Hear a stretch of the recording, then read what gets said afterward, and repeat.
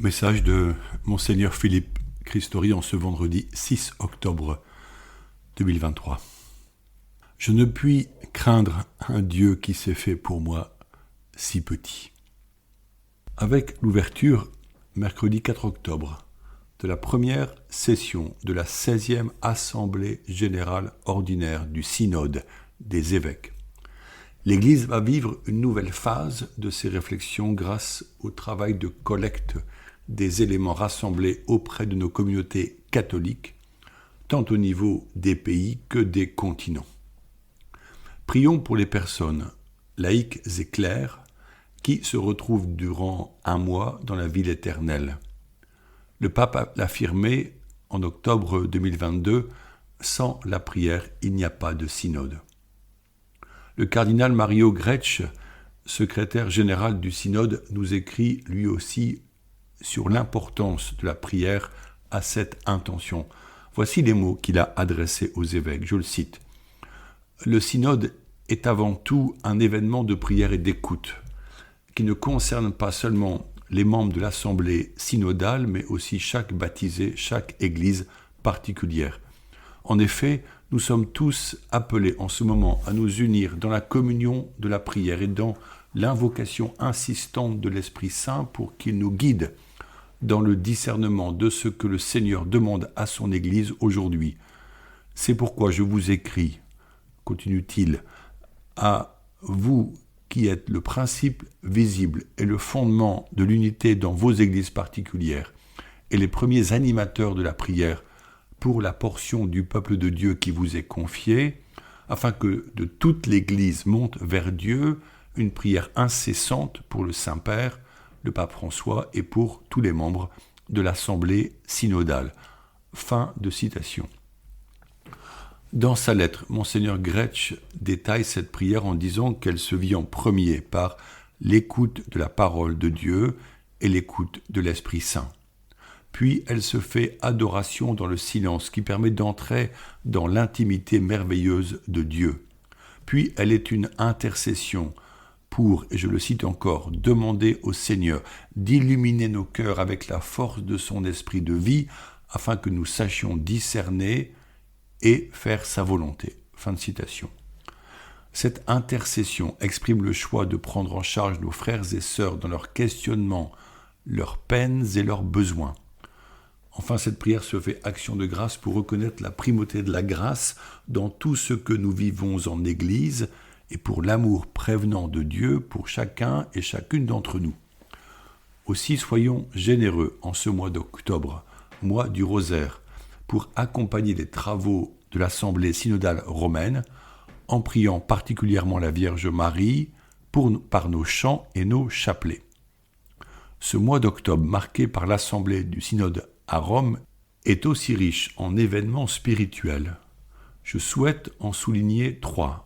Le mois de Marie, la semaine missionnaire pour toute l'Église, et enfin la rencontre Kérigma à Lourdes pour renouveler notre catéchèse par l'annonce kérigmatique du salut. Le mois du rosaire est une belle tradition mariale. Durant l'année liturgique, octobre et mai sont les 2 mois retenus pour prier intensément la Vierge Marie. À Lourdes, en ce mois d'octobre, a lieu le grand pèlerinage du rosaire, qui rassemble des milliers de personnes autour de tant de frères et sœurs malades ou dépendants.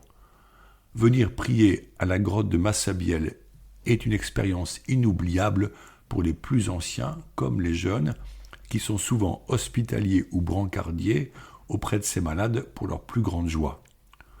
Les liens intergénérationnels sont féconds en amitié et en attention du cœur. En ce mois, nous avons comme arme spirituelle le chapelet, et beaucoup écoutent sur les radios chrétiennes, comme Radio Grand Ciel, le chapelet récité à la grotte de Lourdes tous les jours à 15h30. Par ce chapelet, qui rejoint des catholiques du monde entier via les applications sur Internet, nos prêtres âgés résidant chez les sœurs de Saint-Paul de Chartres ou encore les religieuses de la maison Notre-Dame de Joie prient la Sainte Vierge quotidiennement pour nos missions. Pour eux et pour elles, c'est un lien spirituel merveilleux et tous participent à la grande chaîne de prière qui libère tant de personnes des liens du péché et de la mort. Prions le chapelet, et je vous le demande instamment. Apprenons aux jeunes enfants à le découvrir, à le prier et à l'aimer.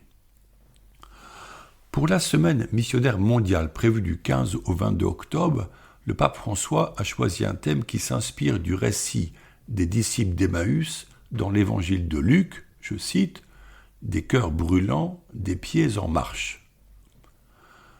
Que dit l'épisode des pèlerins d'Emmaüs ? Après la mort de Jésus, 2 de ses disciples, affligés par sa mort, décident de quitter Jérusalem. Le Christ les rejoint sur le chemin, marche avec eux en relisant les Écritures, mais ils ne le reconnaissent pas. C'est à l'auberge, le soir, qu'à la fraction du pain, leurs yeux s'ouvrent. Les disciples le reconnaissent alors et retrouvent leur enthousiasme et une joie brûlante. À l'instant même, alors qu'il fait nuit, ils reprennent la route vers Jérusalem et annoncent aux apôtres que le Seigneur est vraiment ressuscité. Comment vivre cette semaine missionnaire en paroisse ? Serait-ce en relisant les Saintes Écritures avec des frères et sœurs pour y découvrir une parole divine vivante et source de joie ? Serait-ce en marchant avec des personnes qui vivent auprès de nous, en les écoutant puis en osant révéler le nom de celui en qui nous croyons ? Serait-ce en les accueillant à notre table eucharistique, comme au soir de ce jour à l'auberge, où Jésus se fit reconnaître par la fraction du pain ? Le Christ est réellement mort et ressuscité, et nous a permis d'être toujours présents. Cette réalité change les perspectives de nos vies, souvent traversées par des épreuves, car par la foi, nous savons ne pas être seuls. Nous sommes accompagnés sur les chemins de notre vie. D'ici le 15 octobre, nous pourrions nous retrouver pour prier, partager et discerner avec qui marcher. Notre expérience missionnaire est identique à celle des disciples, envoyés 2 par 2 annoncer le royaume et qui reviennent le soir tout joyeux. Je souhaite vous partager une joie récente, celle du nouveau rendez-vous proposé à Lourdes aux chrétiens français du 20 au 23 octobre, l'événement Kérigma. En grec ancien, le kérigme est un cri puissant.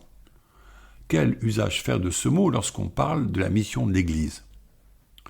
Nous l'associons à l'annonce du royaume pour signifier que chacun est porteur de la bonne nouvelle du salut et qu'il est temps de la proclamer avec force dans une société qui ne connaît plus le contenu de la révélation chrétienne. Le kérigme est l'affirmation de la mort et de la résurrection de Jésus-Christ, Fils de Dieu, qui prend sur lui le péché du monde, c'est-à-dire tous nos péchés personnels, pour nous soustraire à la mort et nous offrir la vie éternelle. Nous serons 3000 participants pour prier, être enseignés et témoigner des jeunes pousses qui émergent dans nos lieux de mission afin que soit proclamé le nom de Jésus. La catéchèse n'est pas destinée aux seuls enfants, mais à toute personne désireuse de connaître les Saintes Écritures et l'enseignement de l'Église. Je vous parlais dans mon dernier message du besoin d'innover avec des écoles de vie chrétienne ouvertes à tous. Des adultes demandent le baptême et nous ne sommes pas encore prêts pour les accueillir tous. Aussi, en nous stimulant à Lourdes comme dans nos paroisses, nous verrons émerger des initiatives fraternelles. En ce mois d'octobre, nous irons au pied de Notre-Dame, en notre église paroissiale ou chez nous, dans le secret de notre chambre, comme on irait à la grotte de Lourdes pour lui confier nos intentions. Les chrétiens lui reconnaissent sa vocation d'intercession depuis les origines du christianisme, puisque saint Irénée l'a nommée notre avocate dès le IIe siècle.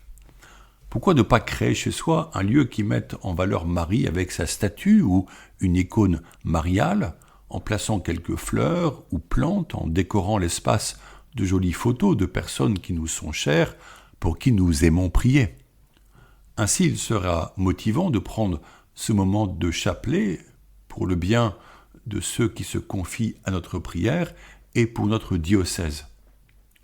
À l'île Bouchard, en Touraine, où Marie apparut le 8 décembre 1947, elle est priée sous le vocable Notre-Dame de la prière, et nous y prions spécialement pour les familles. Le 11 décembre, Marie fit cette promesse aux fillettes, « Je donnerai du bonheur dans les familles ». Au pied de la Vierge, comme il est beau de voir une famille à genoux en prière. En prenant notre chapelet en main, nous pouvons embrasser la croix comme la Vierge demanda qu'on le fît lors des apparitions. Oui, le bon Dieu doit être bien heureux de voir le soin que nous manifestons par notre dévotion envers celle qu'il a choisie pour être la mère de son Fils. La dévotion mariale n'est pas simpliste, mais elle est simple afin d'être accessible à tous. La piété mariale répond très précisément à l'attente de la Vierge exprimée dans son Magnificat, je cite, « Désormais, toutes les générations me diront bienheureuse ». Que craindre quand nous sommes dans ses bras, que nous reposons sur son cœur maternel et qu'elle nous présente à Jésus son Fils?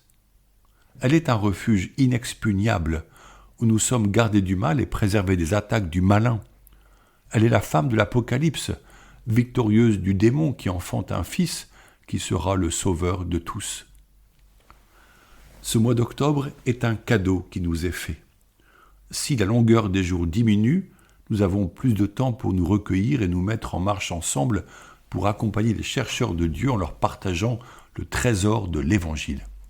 Ce mois commence avec la fête de Sainte Thérèse de Lisieux, sainte patronne des missions universelles, et maintenant patronne secondaire de la France. Elle aimait tant Marie, la Vierge au sourire qui veillait sur elle dans ses maladies. N'est-elle pas une merveilleuse docteure de l'Église? Cela veut dire que les écrits qu'elle nous a laissés, surtout l'histoire d'une âme, sont reconnus comme porteurs d'une valeur universelle. Son récit autobiographique est un trésor de la vie spirituelle accessible à chacun. Avant de mourir, elle écrit, je la cite, « Je ne puis craindre un Dieu qui s'est fait pour moi si petit, je l'aime car il n'est qu'amour et miséricorde. » Je vous souhaite un heureux mois d'octobre. Prions avec cette belle prière d'abandon de Sainte Thérèse. Même si les mots sont un peu datés, le texte en garde la profondeur liée au choix de notre petite sainte d'être tout à Jésus. Mon Dieu, je vous offre toutes les actions que je vais faire aujourd'hui dans les intentions et pour la gloire du cœur sacré de Jésus. Je veux sanctifier les battements de mon cœur, mes pensées et mes œuvres les plus simples en les unissant à ses mérites infinis et réparer mes fautes en les jetant dans la fournaise de son amour miséricordieux. Ô mon Dieu, je vous demande pour moi et pour ceux qui me sont chers la grâce d'accomplir parfaitement votre sainte volonté, d'accepter pour votre amour les joies et les peines de cette vie passagère, afin que nous soyons un jour réunis dans les cieux pendant toute l'éternité, ainsi soit-il. Bonne journée.